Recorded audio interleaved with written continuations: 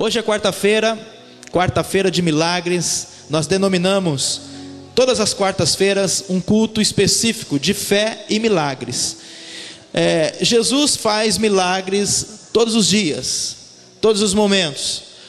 Nós não precisamos rotular um culto para dizer que ele faz milagres. Mas quando nós colocamos um tema, quando nós estabelecemos um dia, ele respeita isso. A Bíblia diz assim, tudo que ligardes na terra será ligado no céu. Você está entendendo? Então nós não precisamos rotular dias. Esse dia aqui é o dia de tal, aquele dia ali é o dia de tal. Nós não precisamos fazer isso, porque Jesus faz milagres todos os dias. Só que quando nós, como profetas de Deus, recebemos uma direção de Deus, o Espírito Santo é tremendo, é fantástico. Ele acaba trabalhando, agindo de acordo com a nossa fé. E ele diz, tudo que você liga aí na terra vai ser ligado no céu. Ele não está dizendo, tudo que você ligar no céu, tudo que nós ligarmos aqui no céu, vocês vão ligar na terra. Não é isso que a palavra está dizendo. Ela está dizendo, a chave da vitória está na terra. A chave, a autoridade para abrir portas, para fechar portas, para conquistar grandes coisas, está na terra. E quando nós acionamos essa chave na terra, a Bíblia diz que o céu também aciona. Olha a autoridade sua, igreja. Olha a autoridade minha aqui na terra. Fala para o teu irmão, você não é qualquer pessoa. Você não é qualquer um. Você é o servo do Deus Altíssimo. Você é embaixador de Cristo aqui na terra. O Senhor te chamou para governar, para conquistar sobre a terra. Então este culto específico de quarta-feira é culto de fé e milagres. Amém? A Bíblia nos diz que se nós não tivermos obras, a fé sem obra, ela é morta. Se nós não tivermos obras na nossa fé, não adianta. Mostra a sua fé que eu mostro as minhas obras. Então a fé, ela caminha com obras. E essas obras são coisas que nós devemos fazer, não pelo lado racional, mas crer na palavra de Deus. Tomar decisões não naquilo que eu vejo como razão, porque a fé não está ligada à razão. Nós aprendemos no curso teológico, e é importante repassar isso para vocês entenderem isso também, que todo conhecimento do homem, tudo que o homem entende, tudo que o homem entende, tudo que o homem conhece no mundo, está alicerçado em 3 pilares. 3. Fala para o teu irmão, tudo que você conhece no mundo está fundamentado em 3 pilares. Sabe quais são eles? Sabe quais são eles? Menos os alunos do ETM. Sabe quais são? Primeiro pilar, que o conhecimento do homem está fundamentado na experiência, na ciência. Tudo que o homem sabe é através da ciência. Então ele vai lá, faz uma experimentação, porque a chave da ciência é a experiência. Eu preciso... Olha, eu vou pegar uma fórmula A, vou misturar com a fórmula B, eu vou ter um resultado. Aí eu vou pegar esse resultado, eu vou escrever esse resultado, aí todo mundo vai aplicar essa fórmula. Por quê? Porque a ciência exige que a experiência, que é a chave, faça isso. Isso é ciência. Segundo, filosofia. O ser humano, através das suas ideias, dos seus conceitos, estabelecem a sua vida e é uma pessoa de ideias. Pastor, uma ideia pode virar ciência? Pode. Talvez você tenha uma ideia maravilhosa, e aí você vai para a experiência, e aquela experiência passa no teste, e aí o que acontece? Virou ciência, porque agora é experimentação. Era apenas uma ideia, apenas uma filosofia, mas agora passou a ser ciência, porque foi experimentada, aprovada, comprovada e deu certo. E o terceiro pilar, que é o que nós cremos, é a teologia, que a chave é a fé. Você está entendendo? Então a ciência, a chave, experiência. Filosofia, a chave, razão. E a fé é a teologia no qual nós cremos. E esse é o campo que a igreja tem que andar. A igreja não pode viver apenas na razão. A igreja não pode andar apenas na experiência. Pastor, então prova para mim na Bíblia que está escrito isso. Espera aí, eu não estou falando de si. A palavra, vão andar no campo da fé. E o campo da fé é totalmente diferente da razão e da experiência. Diga para o teu irmão, que campo você quer andar? Na sua razão? Naquilo que você pensa? Naquilo que você acha? Numa experiência? Ou você quer andar no campo da fé? Quem quer andar no campo da fé? Hebreus capítulo 10, versículo 38. Quem é justo aqui dá um glória a Deus. Tem pessoas que não sabem nem o que é justo. Você sabia? Né, irmão? Tem pessoas, o pastor está falando que é justo, todo mundo levantou a mão, também vou levantar. Eu vou no embalo. Você quer ver? Vou chamar um aqui para falar o que é justo. Pastor, pelo amor de Deus, não volto mais na igreja. Tá bom, vou livrar você. A palavra justo ou justiça significa que você era culpado e agora você foi considerado inocente. Amém? Sabe o que fez isso com você? A graça de Deus. Você estava condenado, mas a graça de Deus veio e te fez como inocente. Você entendeu? Não, você não entendeu. Você estava condenado ao inferno, e a graça de Deus veio através de Jesus Cristo naquela cruz e te fez inocente diante do Pai, diante do céu e diante de todos. Você foi justificado pela graça de Deus. Não há nenhuma condenação mais para aqueles que estão em Cristo Jesus. Não há condenação. O diabo, o acusador, muitas vezes vem te acusar, dizer isso, aquilo sobre a sua vida. Mas se Jesus Cristo é o teu Senhor, e se você fez essa confissão na sua vida, meu irmão, não há condenação mais sobre a sua vida. A graça te fez inocente diante do Pai. Oh, que maravilha de Deus. Você é justo.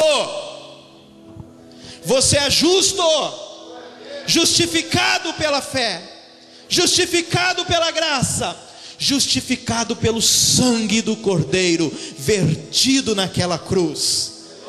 Você é justo. Diga para o teu irmão, você é justo. Você foi justificado. Você foi comprado. Existe um preço sobre a sua vida. Este preço é o sangue de Jesus Cristo. Você pertence ao reino do Filho do amor. Aleluia. Que coisa linda. Por isso nós vivemos pela fé. Por isso a igreja fala sobre fé. Por isso a igreja se move em fé. É coisa que o mundo lá fora não entende. Mas nós, se pregássemos só sobre fé o ano inteiro, nós estaremos falando da palavra de Deus. Porque hoje, quem não é da fé é pecado. A Bíblia diz isso. Quem não é da fé é pecado. Então, meu irmão, você justificado pelo sangue, filho de Deus, participantes do corpo de Cristo, só tem uma maneira para você: andar pela fé, mover em fé. Amém? Olha o que esse livro de Hebreus capítulo 10 versículo 38 nos diz. Mas o justo, quem é justo aqui? Mas o justo viverá da fé. O justo, você, eu, aqueles que aceitaram a Cristo, viverá da fé. Não está falando viverá pela fé. É diferente. Viverá da fé. Então, meu irmão, minha irmã, não existe outra opção para você. A opção é viver da fé. De fé em fé, de glória em glória. De fé em fé e glória em glória. Viva da fé. Fala para o teu irmão, viva da fé. Está difícil? Viva da fé. Está complicado? Viva da fé. Você tem a arma. Pastor, mas eu não tenho fé. Então você não aceitou a Cristo como seu único e suficiente Salvador. Porque em Romanos 12:3 diz que cada um de nós que temos o Senhor, recebemos uma medida de fé. Você tem uma medida de fé. Você recebeu uma porção de fé. E essa fé está em você. Agora, como essa fé cresce? Como essa fé desenvolve? Ouvindo a palavra. Talvez você entrou aqui sem fé, porque sem fé é impossível agradar a Deus. Talvez você aqui entrou sem fé, mas eu quero dizer uma boa notícia para você. Até o final desse culto você vai ter fé, ou a sua fé vai aumentar, porque a Bíblia diz que a fé vem pelo ouvir, e ouvir pela palavra de Deus. Só não vai ter fé aqui quem não ouviu a palavra. Só escutou, mas não viu. E eu quero pregar sobre fé com você hoje. O justo viverá da fé. Parte B desse versículo diz: e se ele recuar, a minha alma não tem prazer nele. Nós, porém, não somos daqueles que se retiram para a perdição, mas daqueles que creem para a conservação da alma. Nós não somos daqueles que retrocedem. Nós não somos daqueles como a mulher de Ló, que vive olhando para trás. Quem olha para trás fica paralisado. Meu irmão, eu e você temos o autor e consumador, aquele que aperfeiçoa a fé, o Senhor Jesus Cristo. O nosso foco é sempre avançar, de glória em glória, de fé em fé. Nós não podemos olhar o passado, nós não podemos olhar o que aconteceu com a nossa vida lá atrás. Temos muitas histórias, temos muitos livramentos, temos muitos testemunhos a contar, mas a Bíblia diz que há algo novo. Todo dia tem algo novo de Deus preparado para você. Todo dia tem uma mesa farta preparada de Deus para você. Então você tem que olhar para o alvo, Cristo, e viver de fé em fé. Os últimos dias seriam de tribulações, diz a palavra de Deus. Os últimos dias seriam de grandes problemas. Jesus nunca prometeu que nós estaríamos bem. Ele diz: no mundo tereis aflições, mas tem de bom ânimo, eu venci o mundo. Meu irmão, a vida cristã não é fácil. Parece que quando nós entramos no Evangelho, as lutas aumentam. Parece, pastor, quando eu era do mundo as coisas não eram assim. Eu conseguia tão fácil. Eu consegui as coisas tão fácil. Parece que depois que eu vim para a igreja, depois que eu entrei no cristianismo, depois que eu me converti ao Senhor Jesus, parece que as coisas se tornaram tão difíceis. É verdade. Porque quando você era do mundo, você era do diabo. Mas agora o diabo é seu inimigo. Agora você pertence ao reino do Filho do seu amor, Jesus Cristo. E você acha que o diabo está feliz com a sua vida no Evangelho? De jeito nenhum. Todo dia tem um laço do diabo para derrubar a gente. A Bíblia diz que nós somos considerados ao matadouro todos os dias. Todos os dias tem uma armadilha do diabo contra a nossa vida para nos derrubar. Todos os dias Satanás prepara uma armadilha para derrubar você, para me derrubar. Não é porque eu sou pastor que eu estou livre dessas armadilhas. Satanás, ele cria uma pastoreira, uma membrereira, sei lá o que é, para pegar você. Para pegar o rato, não é ratoeira? Então, para pegar pastor é pastoreira. Para pegar membro é membroreira, sei lá o que é. Mas todo dia o diabo prepara algo para te catar, para te laçar. O lacinho do passarinheiro. Todo mundo conhece isso, né? O que é o laço do passarinheiro? O laço do passarinheiro é o seguinte: faz um nozinho, deixa lá, joga comidinha, serva, o passarinho vem, come, não acontece nada com ele aquele dia. Aí ele vai embora todo feliz, aí ele vai convidar os outros amiguinhos dele. Aí vai assim: encontrei um lugar que tem comida de graça, o negócio é bom demais. Aí os outros passarinhos: vamos ver, né? E chega lá e come, aí, nossa, o negócio é bom mesmo. E fica uma semana, até acostumar. Na hora que acostuma, o homem puxa o lacinho, tim, pegou. O diabo muitas vezes faz isso. Primeiro ele dá, ele fala assim, nossa, é de graça. Poxa vida, de graça, olha aí. Nossa, de graça. Olha, o mundo oferece muito mais coisas que a igreja. Verdade, é o laço do passarinheiro. Daqui a pouco você vai estar ali, bobinho, e ele vai puxar o lacinho, tim, já era. Satanás prepara todo dia um laço, para pegar eu e para pegar você. Mas a Bíblia diz que nenhuma arma forjada contra nós prosperará. 1000 cairão ao seu lado, 10.000 à sua direita, mas tu não serás atingido. É palavra. Mas quem? Aquele que habita no esconderijo do Altíssimo. Quem está no esconderijo do Altíssimo aqui? A sombra do Onipotente, daquele que tem todo o poder. O Senhor Deus te protege. O Senhor Deus não permitirá que o mal alcance você. A Bíblia nos diz: aquele que é de Deus, o maligno não toca. Fala para o teu irmão, você é de Deus? Diga para ele, você é de Deus? Então o maligno não te toca. Pastor, mas eu vejo crente endemoniado, eu vejo crente... Opa, peraí, será que ele é de Deus? Será que ele tem cumprido a palavra de Deus? Será que tem obedecido? Porque a Bíblia diz: muitos, 1000 cairão ao meu lado, 10.000, mas eu não seria atingido. Agora, Satanás, fala para o teu irmão, tentação não é pecado. Fala para ele. O diabo vai te tentar, até aí não é pecado. Mas na hora que você aceitar a tentação, aí você pecou.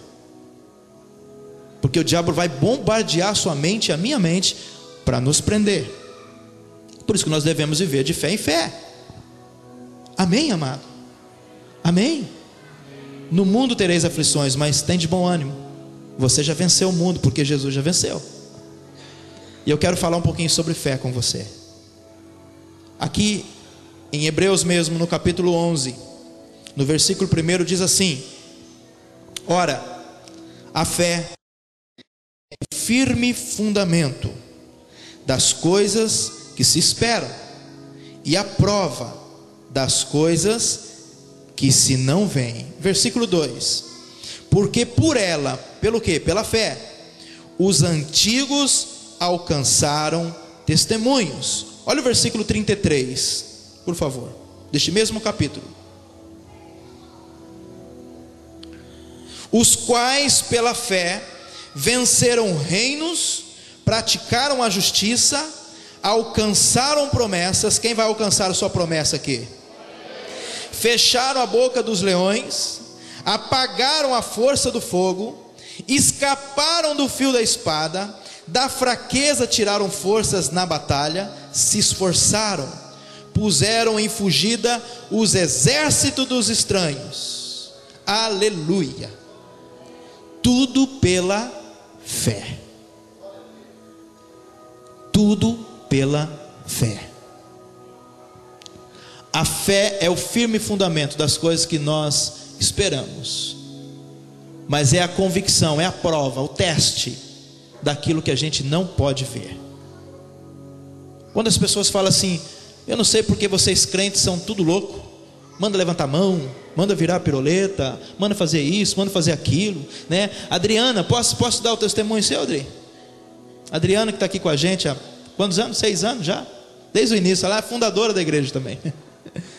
Ela veio para a igreja, ela tinha uma fé, ela pegou uma cadeira e ela colocou um paninho vermelho sobre a cadeira, de cetim, bonito até. E eu falei, ela falou um dia assim: pastor, um dia meu marido vai estar aqui. Um dia meu marido vai estar aqui. Eu falei: amém, é de acordo com a sua fé. Ela usou um detalhe. E eu lembro quando o pastor João estava ali, o pastor João sentou naquela cadeira. Lembra disso? O pastor João grandão, né, da nossa igreja lá do Chaparral, sentou naquela cadeira com aquele paninho. Ela chegou no pastor João e falou assim: ó, pastor João, não é querer falar não, mas o senhor sentou no colo do meu esposo. Pastor João olhou, não viu nada, mas era a fé dela. Ela sabia que o esposo dela, já pela fé, estava sentado lá. Passou-se o tempo, ela firme, Satanás veio tentar destruir a vida dela, o casamento dela, firme, crendo. Sabe o que aconteceu? O marido dela está na igreja hoje. Eu estou dando um exemplo, é obra, isso é obra. Ela tem fé, mas tinha que ter obra. E qual que foi a obra que Deus deu para ela? Colocar um pano na cadeira. Eu sei que você vai querer colocar um pano também daqui a pouco, né? Daqui a pouco vai ter um punhado de pano aí na igreja, não vai saber, isso aqui é o fulano e tal, aí vai ter que comprar minha cadeira. Mas Deus direcionou ela dessa forma. Meu irmão, as coisas de Deus acontecem assim. Deixa eu contar um testemunho do meu irmão agora, outra obra de fé. O meu irmão mandava currículo para as empresas e ninguém chamava ele. Quando chamava, não passava na entrevista. E desempregado há um tempo. E aí descobriu que estava chamando pessoas para uma entrevista. Ele foi lá, sem levar o currículo. Ele chegou lá, eu fiquei sabendo que vai ter entrevista hoje. O seu nome tal, Juliano tal, não está na lista. Eu falei, não, mas eu vou participar dessa entrevista, mas não está na lista. Aí ligou para o RH tal, deixou ele entrar. Sabe quem passou na entrevista? Ele, sem levar o currículo, está trabalhando para a honra e glória do Senhor Jesus. É fé. Você imagina você não ter levado, não ter o nome na lista para poder concorrer, e ele passa, ele é o melhor do que todo mundo na entrevista. Obra. Se a sua fé não tiver obra, não vai funcionar, meu irmão. Não vai funcionar. Eu estou dando alguns exemplos para você de obras da fé. Obras da fé. Quem quer trocar de carro aqui esse ano? Passa em frente do carro, meu irmão, mete a mão no capô e fala, em nome de Jesus, eu vou ter um carro desse. Pastor, misericórdia. Meu irmão, a fé é sua, a fé é minha, cada um tem uma fé. Eu já contei o testemunho meu, quando eu queria comprar um carro, eu sentava no sofá da minha casa com uma tampa de panela, e pensava no carro, botava a marcha, trocava, e eu vou ter um carro. Não tinha condições para nada. Sabe qual foi o primeiro carro que Deus me deu? Um Honda Civic, quase do ano. Você está entendendo? É fé, meu irmão. E uma vez um pastor pregou, e eu tomei para mim aquela palavra, dizendo assim, se você quiser ser promovido na empresa, senta na cadeira do seu chefe e pede a função dele, mas não a dele, né? O chefe saiu, eu corri, sentei, pum. Eu falei, em nome de Jesus, eu quero ganhar um salário digno, tal, correndo, olhando assim, levantei rapidinho. 6 meses depois fui promovido, e tive um salário de um grande supervisor de uma fábrica. É fé. Diga para o teu irmão, se a sua fé não tiver obra, não funciona. Diga para ele, não funciona. Não funciona. Se a sua fé não tiver obras, não funciona. Não adianta nada você vir na igreja todos os dias, ouve uma palavra abençoada, todo dia tem uma palavra de Deus, um rema de Deus, sai até assim, uau, Jesus falou comigo, que palavra. Mas se você não colocar em prática, vai morrer. Pastor, o senhor tem base bíblica para isso? Tenho, lógico que eu tenho. Abra comigo em Lucas capítulo 5. O senhor tem base bíblica? Tenho, com certeza. Isso é uma das, mas eu quero compartilhar essa com você hoje. Evangelho de Lucas capítulo 5. Você está pensando que só nós somos doidos? Só nós somos loucos? Eu vou mostrar para você aqui o povo que andava com Jesus. Você vai entender o porquê.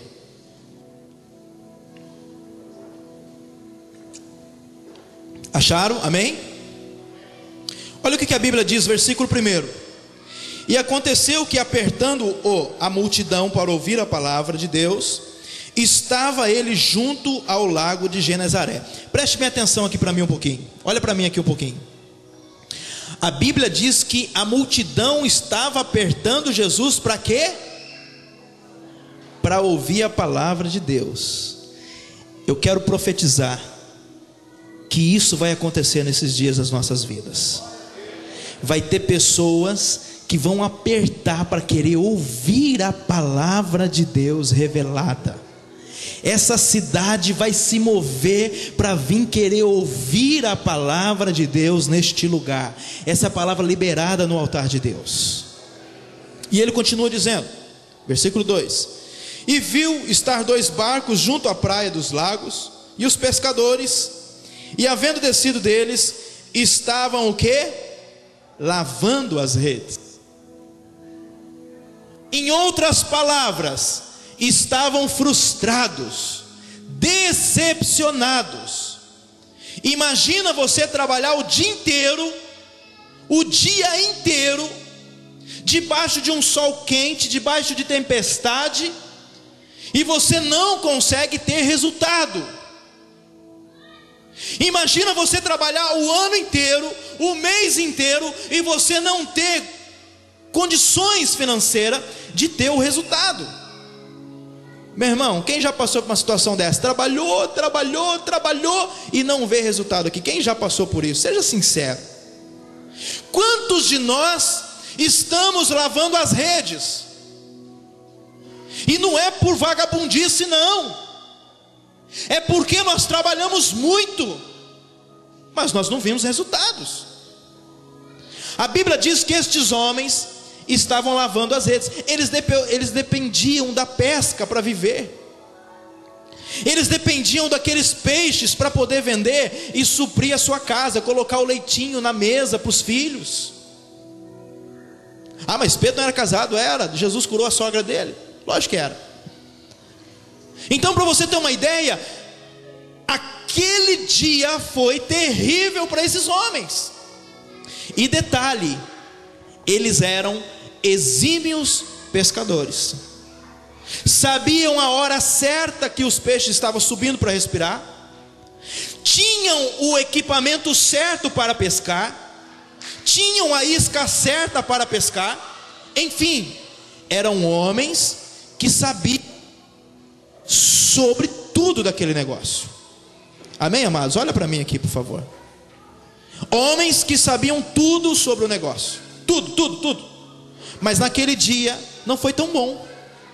E aí eles estavam lavando as redes, e naquele momento a Bíblia diz aqui no versículo 3: E entrando num dos barcos que era o de Simão, pediu-lhe que o afastasse um pouco da terra, e assentando-se ensinava do barco a multidão. E quando acabou de falar, disse a Simão: Vai ao mar alto e lançai as vossas redes para pescar. Meu irmão, olha que coisa interessante isso. Esses homens tinham acabado de chegar na beira da praia, sem sucesso nenhum. A Bíblia diz que eles trabalharam a noite inteira, e eles não conseguiram pescar nada. Trabalharam a noite inteira e não pescaram nada,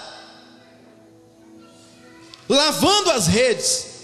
O dia já tinha ido embora, e Jesus Cristo fala para eles: vai lá ao mar e lança a rede.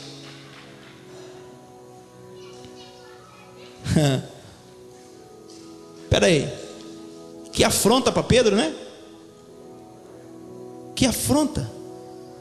É como se Jesus estivesse falando para Pedro assim: Pedro, vai pescar. Você não sabe pescar não, vai pescar. Imagina, Pedro ainda, o pescador. Se esse barco era de Pedro, porque o barco era dele. Pedro com a pesca tinha comprado, era empresário do ramo de pesca, tinha comprado um barco já, uma lanchinha já. Era um homem bom de pesca. Para chegar nesse nível e para comprar um barco nessa época, é porque era um homem bom de pesca, sabia pescar. De repente chega Jesus, sobe tranquilo no barco, ele entra no barco de Simão, nem conhecia Simão direito, era a primeira vez que ele estava tendo contato. Chega lá um homem estranho no barco e fala assim: ó, ô Simão, vai lá em alto mar e pesca. Irmão, como é que soou isso no ouvido de Pedro? Como é que você imagina que isso chegou ao ouvido de Pedro? Você acha que foi uma coisa tão simples assim? Talvez dentro do coração dele passando assim, mas o que esse homem está querendo me ensinar? Ele não é pescador, não sabe pescar, eu nunca vi por aqui, eu nunca vi ele por aqui. A única coisa que ele sabe falar é da palavra. Ele está aqui no meu barco agora pregando para as pessoas, nem pediu licença para entrar no meu barco. Peraí, será que ele, eu acho que bateu a cabeça, será que não passou isso, como ser humano não passou isso na vida de Pedro? Aí olha o que Pedro responde para ele no versículo 4. E quando acabou de falar, disse a Simão: faze-te ao mar alto, lançai as vossas redes para pescar. E respondendo Simão disse-lhe: mestre, nunca tinha visto, mas ele já sabia quem era ele. Mestre, havendo trabalhado toda noite, nada apanhamos, mas porque está mandando o Senhor, eu vou lançar a rede. Meu irmão, isso é fé. O cara sabia o que estava fazendo, era um exímio pescador, trabalhou a noite inteira. E se ele foi trabalhar à noite, é porque ele estava acostumado a pescar à noite. E ele sabia que à noite tinha peixe, porque à noite os peixes sobem para respirar. Então Pedro estava no momento certo, na hora certa. Ele tentou fazer aquilo que ele sempre fez. Trabalhou a noite inteira. E aí chega Jesus, fala para ele: vai ao mar, de dia. Ele sabia que de dia não pegava nada, por isso que ele ia à noite. Vai lá, volta lá. Irmão, imagina você ter acabado de guardar a sua ferramenta de trabalho. Ele tinha lavado a rede. Quem já lavou rede aqui? É fácil lavar rede? Eles tinham lavado a rede, tirado todas aquelas árvores que ficam, aqueles lodos que ficam. E de repente Jesus fala assim: ó, tá limpinho agora, volta para lá de novo. E Pedro volta, confiando na palavra de Jesus, porque fé sem obra não funciona. Diga para o teu irmão: fé sem obra não funciona. Pastor, mas cadê a fé aqui? Ele ouviu a palavra. Pedro ouviu a palavra, porque Jesus falou para ele: vai lá ao mar e lança a sua rede. Então ele ouviu a palavra. Se ele ouviu a palavra, então gerou fé. Só que para a fé produzir efeitos, tinha que ter obra. E qual era a obra aqui? Voltar ao mar e lançar a rede debaixo da palavra liberada. E ele fez isso. Ele obedeceu. Ele tinha convicção racional que ele não ia pegar peixe nenhum. Você está entendendo? Convicção racional, razão. A razão dele não ia pegar peixe nenhum, porque ele sabia como pescar, ele sabia o horário do peixe. Mas ele resolveu andar pelo caminho da fé. E ele foi. E quando ele lança as redes, versículo 6: e fazendo assim, colheram uma grande quantidade de peixes, e rompiam-se as redes, e fizeram sinal aos companheiros que estavam no outro barco, para que os fossem ajudar, e foram e encheram ambos os barcos, de maneira tal, que quase ia a pique. Versículo 8, preste bem atenção, porque Pedro não estava acreditando no lado racional. Está no versículo 8. E vendo isso, Simão Pedro, o que ele fez? Prostrou-se aos pés de Jesus, dizendo: Senhor, afasta de mim, porque eu sou pecador. Esse versículo mostra que Pedro não acreditou do lado racional, do lado emocional, que ia dar certo. Pedro acreditou que não ia dar certo, ele era pescador, mas ele obedeceu a palavra. Ele obedeceu a direção. Muitas vezes eu e você, o nosso emocional, a nossa razão, as nossas ideias, filosofias vão levar contrário à palavra de Deus. Mas se nós obedecermos a palavra, mesmo que essa palavra seja contrário àquilo que nós pensamos, vá, porque o Senhor vai realizar milagres. Diga para o teu irmão: não olha pelo lado racional das coisas, não olha pelo lado das ideias, obedeça a palavra. É simples, obedeça a palavra. Sabe o que eu aprendo aqui? A Bíblia diz que não só o barco de Pedro se encheu, mas o barco do vizinho do lado também encheu. Sabe o que o Espírito Santo ministra aqui no meu espírito? Que quando nós resolvemos andar no caminho da fé, tem dupla honra para você. O teu barco e o barco do teu vizinho vai se encher de uma forma que você não vai acreditar. Fala para o teu irmão: escolha andar pelo caminho da fé. Para de questionar Deus, para de murmurar, ande pelo caminho da fé. Está na hora de você lançar a rede ao mar. Está na hora de você pegar a grande quantidade de peixe que Deus tem para você. Talvez você diz: pastor, eu já fiz isso, já tentei fazer isso. Pedro também estava lavando as redes. Mas nunca é tarde para Deus realizar o milagre na nossa vida. Nunca é tarde.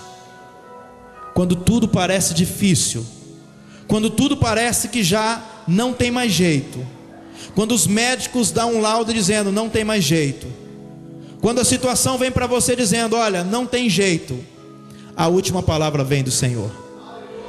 E Ele é o único que pode dizer: eu assino embaixo, autentico, vai e obedece a minha palavra, pela honra para a sua vida.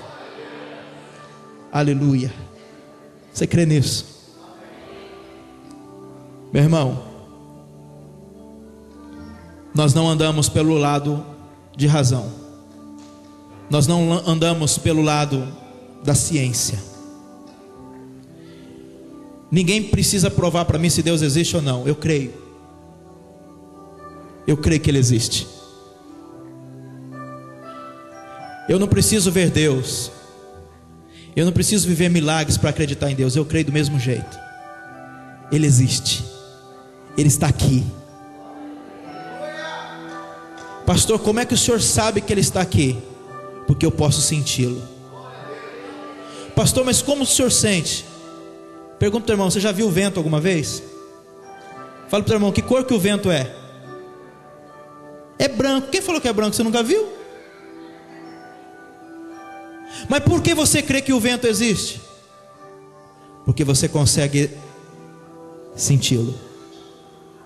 Porque quando você olha para frente, você vê as árvores balançando, e você fala: o vento está passando por aqui. Sabe por que eu creio que Deus existe? Porque Ele mudou a minha vida, porque Ele mudou a sua vida, porque Ele mudou a vida de milhares de pessoas. Ele é real. Deus é real. Diga para o teu irmão: Deus é real. Não me interessa se você crê ou não, eu creio. Por isso estou vivendo aquilo que Deus tem para mim. Queridos, para fechar a mensagem, nós não tínhamos condições nenhuma de estar aqui, mas o Senhor nos deu condições. Andamos pela fé, cremos na palavra, cremos na promessa. E se o Senhor nos trouxe até aqui, é porque tem mais. Se você chegou até aqui, é porque tem mais. Podemos dizer: Ebenezer, até aqui o Senhor nos ajudou.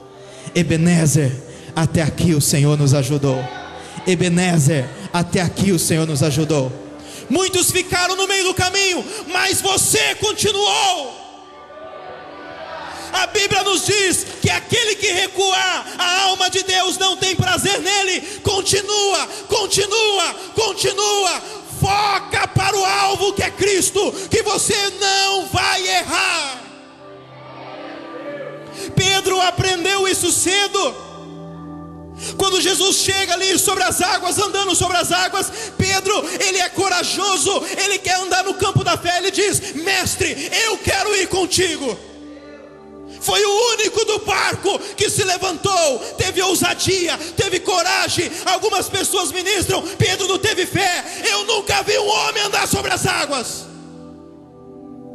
Pergunta ao teu irmão: você já viu alguém andar sobre as águas nesses dias, a não ser Pedro? Tem pessoas que falam: Pedro não teve fé. Você tem o quê? Ele levantou, ele diz: eu quero ir ter contigo. Eu sei que eu posso ir mais além.